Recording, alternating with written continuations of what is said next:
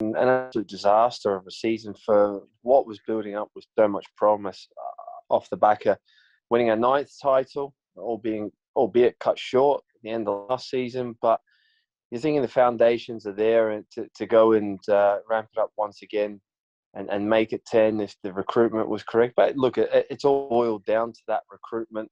And in terms of the man management from there as well, with Neil in charge, it never quite worked.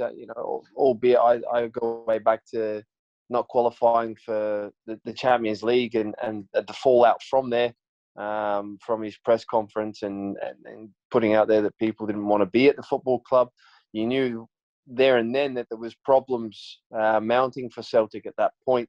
And look, we just have to look back at the recruitment, and it's been absolutely poor this year. It's been dreadful. The players have been brought in, have just not performed.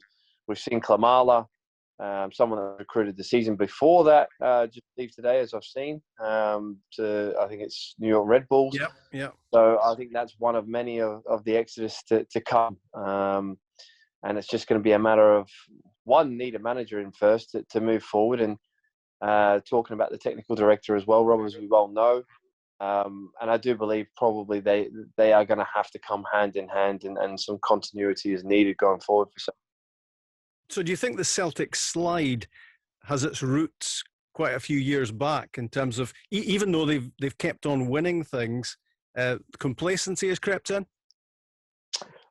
I think a little bit. I think it's been a tough time for everyone, but I think what Rangers have done better than Celtic is their recruitment and building year in, year out to improve the team. I think Celtic have been stagnated in Neil Lennon's tenure. I believe Rangers have been improving, but just been at the levels of what Celtic have been, and in the quality that the players have possessed. You don't turn a bad player overnight. It's just been a case of a lot of the Celtic players just haven't been up to scratch this year. They haven't performed to the levels that they had in previous seasons, and that's really why you need to refresh the squad almost every year. You need one or two dead set players that are going to improve your first 11. And we've seen the likes of Duffy and Barker's come in this season, being two, for example, and they've just not been up to scratch. It's as simple as that for everyone to see. And in the forward areas as well, Edouard's been linked with this club and that club, and everyone's saying he doesn't want to be at the club. And they just haven't had any backup for him also throughout the season. Lee Griffiths has not been fit for most of it, and the other strikers that have been at the football club, Yeti was brought in. That's another one that hasn't lived up to its means either. So it's all about the recruitment going forward, and of course, when the new manager comes in, who he can keep and who he wants to keep, but who he can motivate to want to stay as well and be part of the football club going forward. So what do you think of Odsonne Edouard? I mean, he's a wonderful player. There's no doubt about that. We've seen it for the last few years. But what about his body language this season? What do you read into that? I don't really read into that too much. I think people will, because of the failings of the club and the individual itself at times. But realistically, his body language has been like that on numerous occasions throughout his Celtic career. That's the way he carries himself. And I'm not trying to defend him in terms of some of the performances this year. And we just don't know what's going on in the background as well in terms of what's been promised to the player in terms of, stay for another season and then we'll let you go and we'll sell you, or who's been in for him, where his head's been turned, if that has been the case. And sometimes this can happen in football clubs, that the communication differs over time. We've seen it with the Dembele incident, that when he left the football club and what he said was totally different to what the club had said, what he had been promised previously and how he kicked up a stink.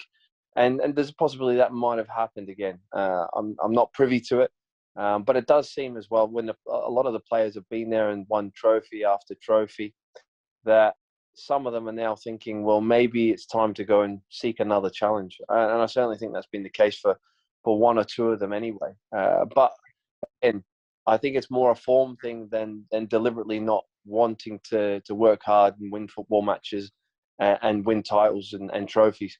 No one goes out there and deliberately does that as a footballer, as a professional.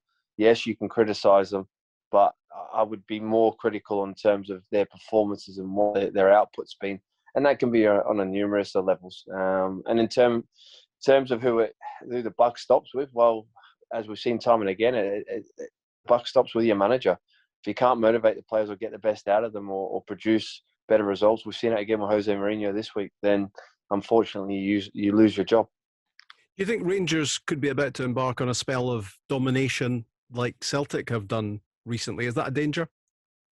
Of course it's a danger. Look how they've been fantastic this year, Rob, under Steven Gerrard and the players, and how they've progressed year in, year out as individuals as well within that team set. And you look at Morelos, he's not scored as many goals as he has done in previous seasons, but his all-round game's improved. He's become a lot more of a team player. Tavernier's superb. Barisic, Kent, Aribo, who I really like. I mean, you could keep going and keep going, but they've found the right formula this year, and they can go from strength to strength. But it all depends on what Celtic's reaction is, and it's got to start with the manager first, Rob. And once they get the manager in, and we can see then who it's going to be and what the recruitment's going to be like, and if the fans get back through the door as well. Exactly. That could motivate two teams in different ways, and the expectation levels of Rangers, a football club now, because they've won a trophy, or they've won a title. What are the Rangers fans going to expect from their team? And if they're not performing correctly in certain games, and they're going to be on top of them, it's it's a psychological war. It always is within playing for Celtic or Rangers. So that's going to be interesting to see that going forward next season. Scotty, great to hear from you. Thanks very much, Rob. Take care. All the best. Cheers.